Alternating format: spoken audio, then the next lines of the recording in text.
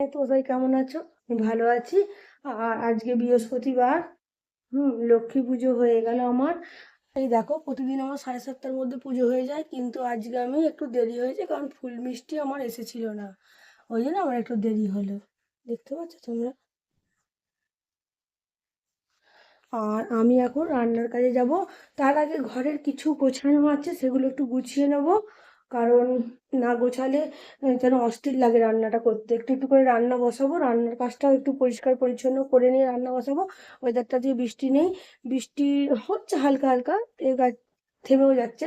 আর কালকের পরীক্ষাটা নেই, ছেলের পরীক্ষা শেষ। আর রান্না বসিয়ে আমি একটা কাজ করব, এই ছেলের আমার আলমারিটা আমি একটু গুছিয়ে নেবো। এলোমেলো হয়ে আছে, জামা কাপড়গুলো খুঁজতে অসুবিধা হচ্ছে, সেগুলো আমি একটু করে নেবো। আর বৃষ্টি হলেও একটু গরমটা আছে, সেরকম নেই। কালকে প্রচণ্ড ঝড় দিয়েছে, আজকেও। আর আমার চোখটা দেখো লাল হয়ে আছে, ওই জন্য কি করব বুঝতে পারছি না। আবার একবার ডক্টরের কাছে যাবো কি না। চলো, কাজগুলো করে নিই।